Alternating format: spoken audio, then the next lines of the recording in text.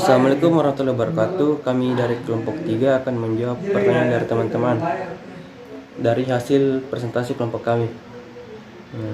Pertanyaan pertama dari saudari Mutmainnah dari kelompok 7. Pertanyaannya yaitu, dalam perang Yamamah banyak sekali para sahabat penghafal Al-Quran yang wafat. Mengapa hal itu bisa terjadi? Pertanyaan ini akan dijawab oleh saudari Dina Fitri Anggreni. Assalamualaikum warahmatullahi wabarakatuh. Saya akan menjawab pertanyaan dari Mutmainnah kelompok 7, yaitu dalam perang Yamamah banyak sekali para sahabat penghafal Al-Quran yang wafat. Pertanyaannya, mengapa hal itu bisa terjadi? Peristiwa perang Yamamah. Kisah ini berawal saat kaum muslimin dihadapkan dengan segerombolan kelompok yang memilih murtad dari agama Islam. Alih-alih tetap berada di jalan yang lurus, mereka justru memilih berpaling dari ajaran Nabi Muhammad SAW. Bahkan di antara mereka ada yang memilih untuk mendukung si nabi palsu, Musailamah Al-Kadzab. Hal tersebut, Abu Bakar kemudian mengutus 11 pasukan batalion ke berbagai penjuru negeri. Ikrimah bin Abi Jahal radhiyallahu anhu ditunjuk sebagai panglima untuk memimpin pasukan ke daerah Yamamah tempat Musailamah Al-Kadzab. Peperangan berlangsung dengan sengit. Kaum muslimin dilanda kesulitan yang berat. Di saat demikian, muncul seseorang yang mengobarkan kembali semangat dengan sebuah teriakan. Wahai para penghafal surat Al-Baqarah, wahai para penghafal Al-Quran, hiasilah Al-Quran dengan perbuatan kalian, jihad.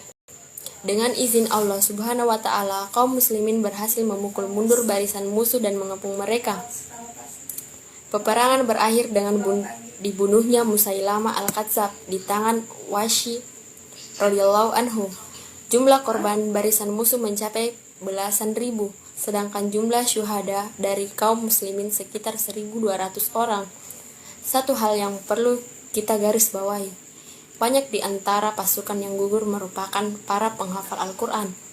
Fakta di atas kemudian ditempatkan dalam diri Umar bin Khattab radhiyallahu anhu.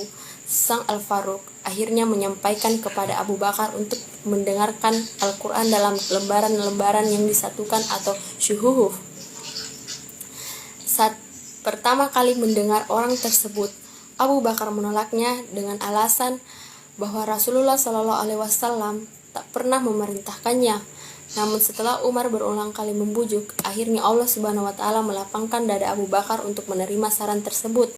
Abu Bakar kemudian menunjuk Sa'id bin Tsabit radhiyallahu anhu untuk memimpin proyek besar tersebut. Hal ini bukan tanpa alasan, karena Sa'id merupakan sosok yang memenuhi kriteria untuk mengembangkan tugas penting ini, lamaran yang langsung oleh Abu Bakar. Sesungguhnya engkau Sa'id adalah seseorang pemuda yang cerdas. Kami sama sekali tidak curiga sedikit. Sungguh kamulah yang telah menulis wahyu untuk Rasulullah SAW. Karena itu telusurilah Al-Quran dan kumpulkanlah. Hadis riwayat Al-Bukhari. Mendengar permintaan tersebut, Sa'id merasa berat untuk melaksanakannya. Ia mengungkapkan, demi Allah, sekiranya mereka memerintahkanku untuk memindahkan gunung, niscaya hal itu lebih berat anak tangga apa yang mereka perintahkan padaku, yakni mendokumentasikan Al-Quran. Hadis riwayat Bukhari. Allah Subhanahu wa Ta'ala akhirnya melapangkan dada Sa'id untuk mengembang tugas tersebut.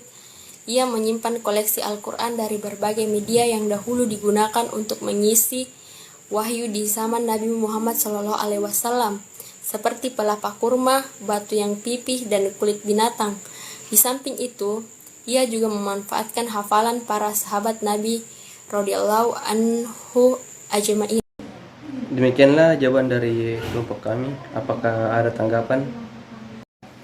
Pertanyaan selanjutnya yaitu dari saudari Nurwindah dari kelompok 8 dengan pertanyaan, mengapa Abu Bakar mengatasi kemurtadan dengan mengambil peran ridha? Ada apa hasil yang bisa diambil dari perang ridha tersebut?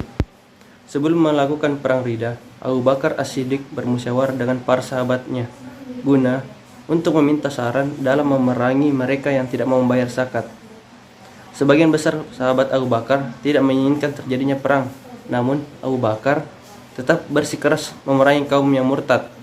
Abu Bakar berkata, "Demi Allah, orang yang keberatan menunaikan zakat kepadaku, uang dulu mereka lakukan kepada Nabi Muhammad SAW akan kuperangi."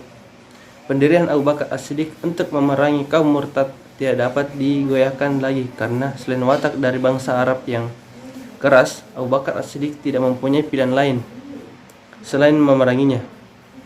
Hikmah yang bisa diambil dari perang Ridha adalah Allah selalu bersama orang-orang yang berada di jalan yang benar, dan orang-orang yang bersungguh-sungguh untuk mencari keridahan kami akan benar-benar kami tunjukkan kepada mereka jalan-jalan kami, dan Allah benar-benar beserta orang-orang yang berbuat baik.